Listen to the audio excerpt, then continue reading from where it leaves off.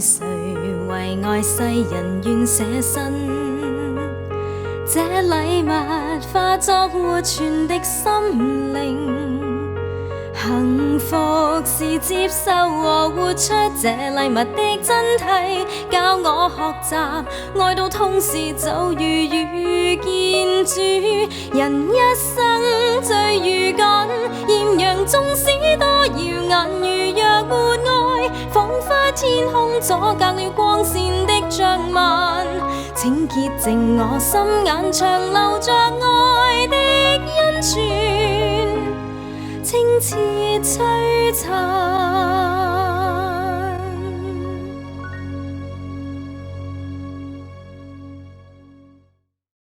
隸屬聖巴西略會嘅崔偉生神父，先後喺多倫多同溫莎市服務，為多倫多華人天主教社區熟悉。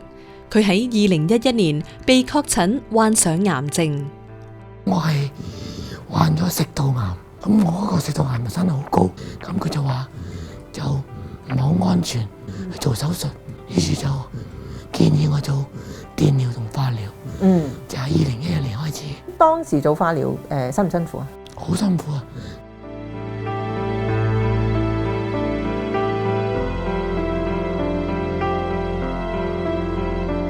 ！2014年頭啦，咁發生咗咩事啊？個醫生話：你個 tumor 又開始大翻啦咁樣。咁點算啊？又做過化療？side effect就真係出嚟啦，甩晒頭髮啦，乜都出晒嚟啦嗰陣時。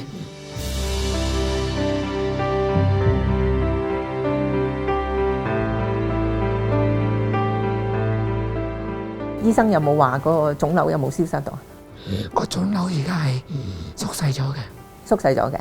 你身為一個癌症嘅病人，做呢啲化療啊、電療啊，做好多唔同嘅 treatment 嘅時候咧，咁辛苦，其實有冇驚唔驚？驚㗎，係驚嘅，同埋係有一段時期係驚死亡㗎。你都會驚死亡？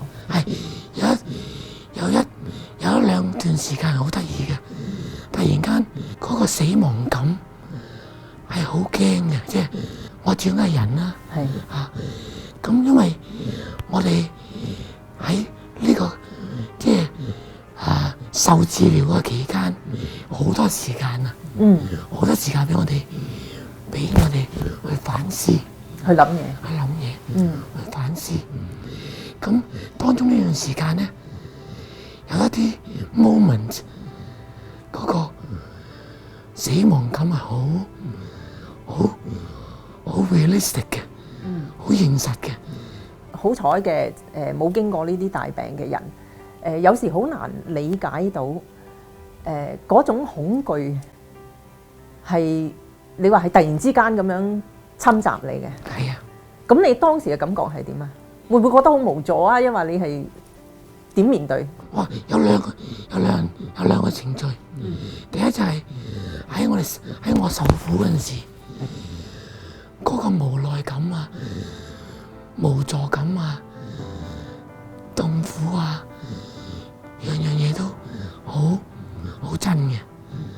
不如死咗佢啦咁樣，有個念頭。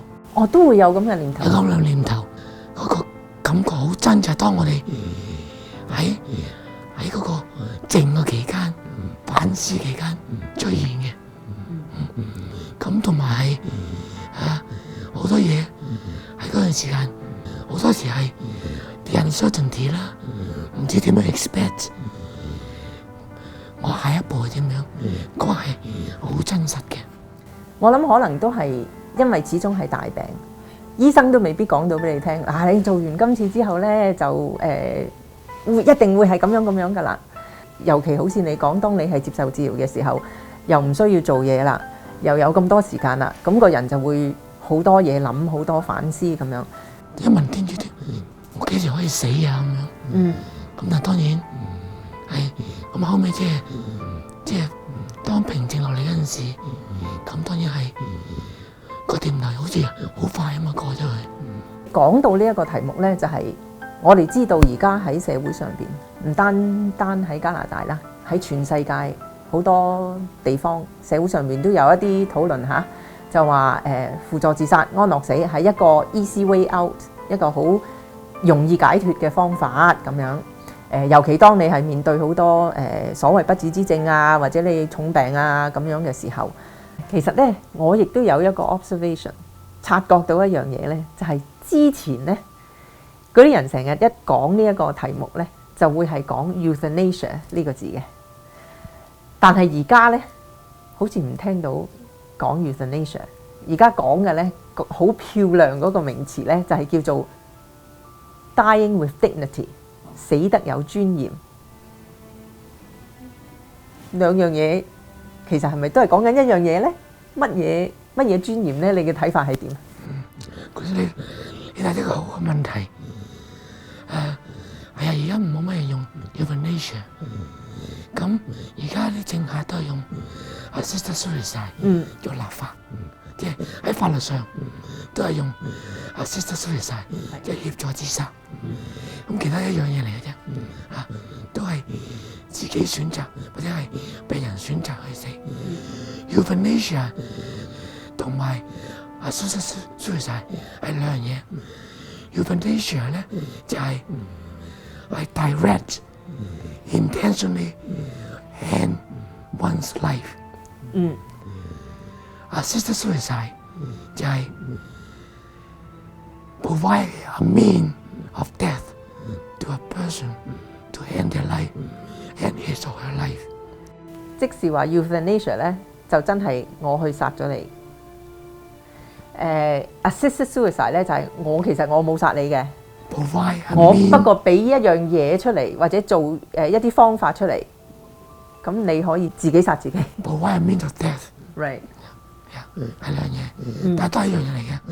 咁美其名就係話幫助一個臨終病，一個 terminal ill 嘅病人去 die with dignity。係啦，佢哋成日講緊嘅就係呢樣嘢啦，或者係所謂開闢咗佢哋 with compassion， 但係 compassion is not killing。compassion 個名個 meaning of compassion 就係 suffering with。You're not ending people's life.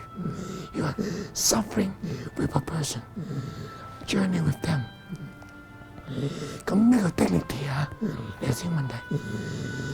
咁 dignity 係其實係天主俾我哋嘅，正如天主俾我哋個生命，我哋唔可以去自己選擇去了結。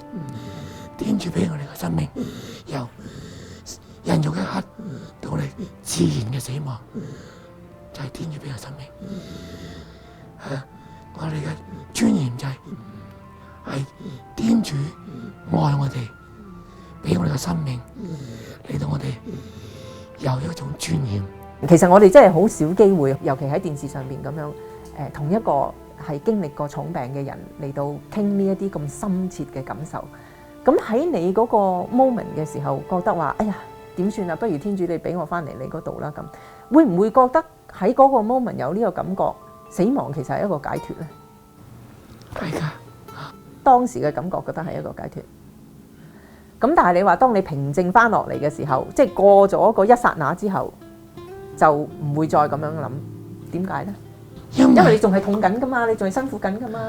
但係嗰陣時係辛苦，但係即係當時諗到就係呢種辛苦係會過去嘅，即係同埋有機會係會醫好嘅。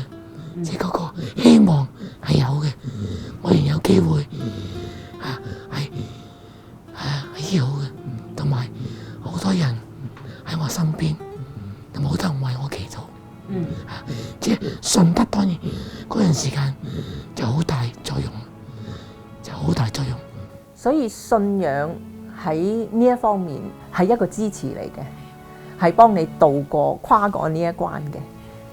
咁好啦，你就提到話，因為知道其實有希望嘅，自己會好嘅。咁如果對嗰啲人係真係俾醫生話冇噶啦，其實都係即係情況只會越嚟越差，都係步向死亡噶啦。咁會唔會呢一樣嘢就係引起而家啲人成日講話要立法令到佢合法呢？好多時呢個原因就係一小撮嘅人，佢哋因為有呢種咁嘅病，咁佢哋覺得佢哋一個人嘅人權方面，同埋一個人嘅 autonomy 嗰度，應該令佢哋可以選擇點樣去自己去 handle 佢哋嘅 life。咁於是呢班人就向政府施加壓力，去希望政府俾佢哋自己選擇去死亡。咁以你一個係身經重病嘅人嚟講啦，你睇到如果咁樣真係立法通過咗呢啲輔助自殺啊咁樣，等嗰啲人所謂有選擇，你睇到個危機喺邊度咧？個危機係好大嘅，因為第一就係人權嘅問題，即係佢哋嘅權利，令到另外一大撮人嘅權利受到影響，即係佢哋嘅 right 影響到80%嘅人，佢哋嘅 right 去幫助佢哋達到佢哋嘅目的。其實最大嘅問題就係而家一班有啲人真係患個病係重過我嘅，佢哋嘅痛苦嗰個程度係好高嘅，呢班先至係即係需要即係要協助嘅人，因為其實嚟講，痛苦係令到一個人有時係好辛苦嘅。當我喺痛苦嗰時，好痛嗰陣時，即係行又唔係，坐又唔係，企又唔係，瞓又唔係，乜都唔係嗰陣時咧，嗰個挑戰係好大嘅，所以唔係一件容易嘅事。當然唔係話冇嘢嘅，佢先留喺聽，發得聽，冇嘢嘅，唔緊要嘅。但係當你親身感受嗰陣時，係唔同嘅。我哋需要俾到呢班人，或者俾到我哋真真正正嘅一個支持，唔係容易嘅事嘅。呢班先係令到政府或者係好多人去爭取，我想死咗佢，或者有啲除咗痛苦或者係有啲真係好唔方便嘅人嘅人去尋求呢種咁嘅安樂死，同埋或者係協助自殺。如果身邊有多啲嘅支持，無論係喺醫療上好似俾多啲，如果譬如政府可以撥多啲資源落去，做多啲研究，令到譬如話需要有呢一啲領養嘅輸援服務嘅病人，係可以得到好直接、好快脆嘅舒緩咧，令到佢哋嘅痛楚程度可以減輕好多嘅，咁令到佢哋去尋死嗰個 intention 嗰個意願咧，可能就會減低好多啦。而且咧，我聽到嘅就係，如果身邊有一啲好好嘅 support， 屋企人好、朋友好，令到你覺得你唔係孤立咗，得返你自己一個喺度面對呢一啲咁嘅痛苦咧，可能亦都係令到人覺得係唔需要去選擇輔助自殺咁樣。係冇錯，你講得好啱嘅。當尤其是想尋求自己死嘅人咧，通常都係佢哋唔知道佢將來點去面對，同埋佢好害怕佢將來嘅痛苦。第二就係通常都係孤獨嘅。咁再講翻轉頭就係話，呢班人佢哋如果有一個咁嘅法律，可以話 OK， 你可以咁樣做，我可以自己死咯，咁咪個 decision 會好容易咯，我唔使咁辛苦，係咪？咁但係如果政府或者係擺多啲資源我嚟講喺一啲領養服務方面，咁變咗為佢哋嘅念頭係冇咯，或者係唔需要，因為有咁多人支持，咁咪唔需要有呢個咁嘅服務，即係唔需要咁嘅念頭。係如果係立咗呢啲法例嘅話咧，其實我哋係無可否認啊，社會上嘅資源係好有限嘅，可能咧每年就係嗰嚿錢係用喺所有嘅醫療嘅開支上邊。咁既然已經有條法例，啲人都可以咁容易走得啦，咁我就唔使撥錢去做加強領養服務啊，唔使撥錢去做多啲研究，睇下點樣會快啲揾辦法醫好呢啲所謂 terminal illness 啦，呢啲即係冇得醫嘅病啦，唔需要做研究啦，因為嗰啲人好易就可以解決咗啦。咁反而咧就攞啲錢去做第啲嘢啦，咁樣。咁其實喺呢一方面無可否認咧，係一個好大嘅危機。我哋睇到你頭先亦都提到啦，係一個重病嘅病人嘅時候咧，如果係身邊冇好多人喺度支持佢，嗰種孤獨感啊，嗰種無助嘅感覺係好重嘅。咁其實喺呢一方面咧，我哋現任教宗方濟各咧都曾經係發表過呢一方面嘅談話嘅喎。係啊，佢話我哋嘅身體啊嘅病啊，我哋嘅 physical 咧唔係一個問題啊，即係唔係一個最大嘅憂慮。最大嘅憂慮就係我哋感覺到俾人遺棄，俾人 isolate， 俾人 exclude， 唔尊重，即係冇俾人愛啊！呢啲先係我哋要值得注意嘅。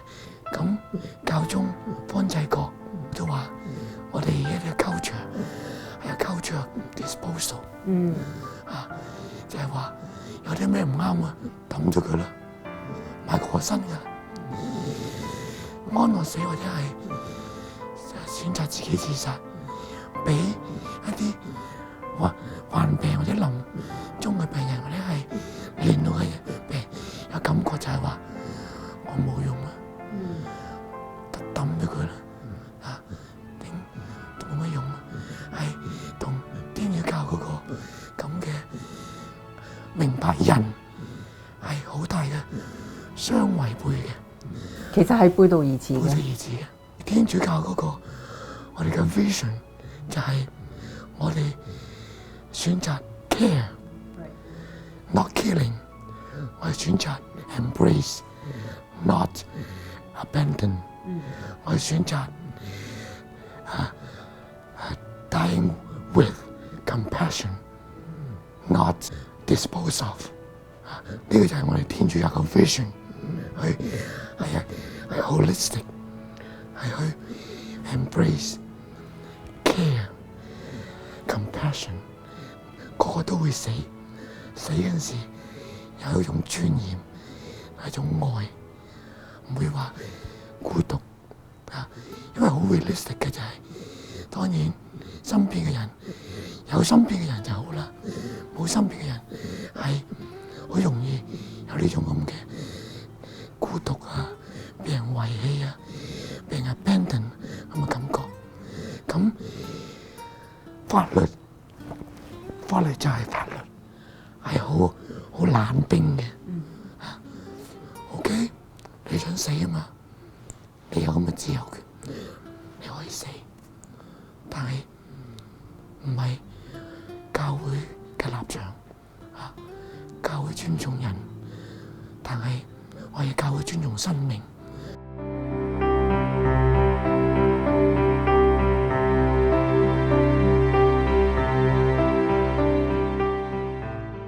但係你頭先亦都係提到喺某一啲情況之下，一次半次好，三次四次好，突然之間有一個恐懼，一個突襲嘅恐懼，就話同死亡好驚死亡。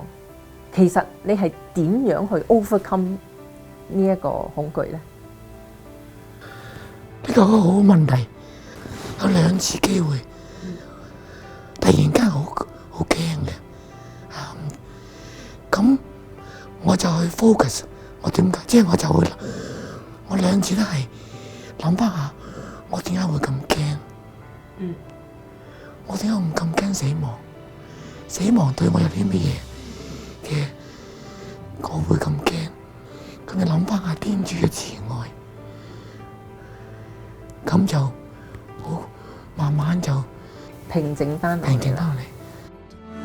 I will serve you, my sweet Jesus, my beloved Lord, who leadeth me. I will serve you, my sweet Jesus, my sweet Jesus, to the end. 你亦都提到啦，就話喺呢啲咁樣嘅恐懼死亡嘅時候，你除咗係話即係諗翻天主嘅慈愛，咁令到自己會平靜落嚟之後呢，諗翻起你嘅屋企人、愛你嘅人、幫你祈禱嘅好多嘅朋友啊、教友好、朋友好，亦都係對你一個支持。其實呢一樣嘢點樣可以幫到你呢？天主慈愛啦，咁就係諗翻聖經章節啦，即係話，即係聖詠23首話你行個幽谷，我與你同在，我嘅軍將都係扶持你。咁屋企人啦，因為我哋面對死亡就係話，我哋唔知道我哋將會面對乜嘢啊嘛。但係真實嘅話，死亡，但係而家最真實嘅就係話屋企人同埋身邊嘅朋友、教會嘅訓導，一切都俾我哋好多好多 comfort，就係話死亡唔係一件咩特別嘅事，死亡只係同天主嘅相聚，咁變咗我哋唔係諗死亡嘅嘢，係諗現在嘅嘢。even 我而家可能有一啲痛苦，或者有啲好唔方便嘅嘢，但係仍然都係好多美好嘅嘢。天主教嘅教導，我哋嘅teaching不嬲都係話，人嘅生命係由孕育至到自然死亡，中間成個過程你都要去，無論係開心同埋我哋無可否認，人生一定有痛苦，一定有挑戰，一定有好多起起落落，可能低谷嘅時間會比開心嘅時間會多都唔定。但係呢一個就係生命，而活得有尊嚴呢，就即是話因住天主俾我哋嘅愛，令到我哋有尊嚴去行到自然死亡最後嗰一步。人嘅生命發光發熱之餘，當你行到尾嘅時候有病，係咪就係冇用就要抌咗佢呢？呢個真係我哋每一個人嘅思考啦。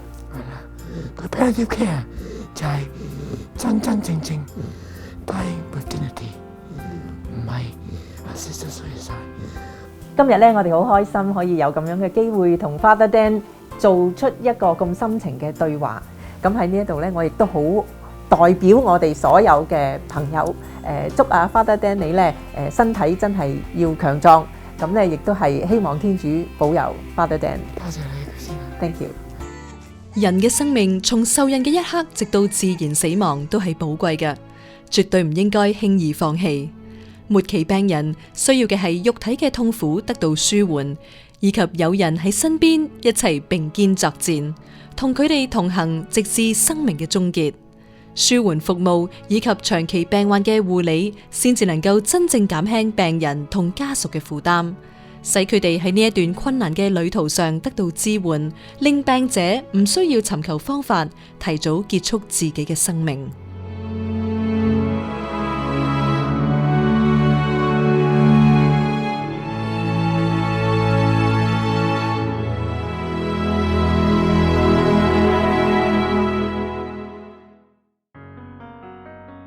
天下間嘅父母都希望自己嘅孩子能夠成為一個快樂嘅人。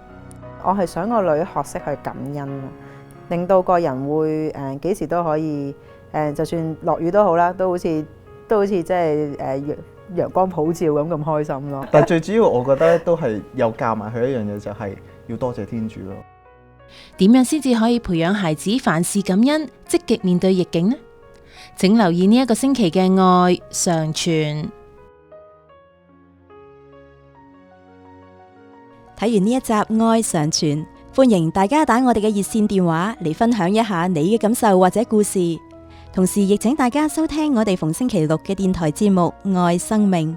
要購買天主教書籍同信仰靈修禮品，請嚟我哋嘅書社參觀選購。我哋下星期同樣時間再見，天主保佑。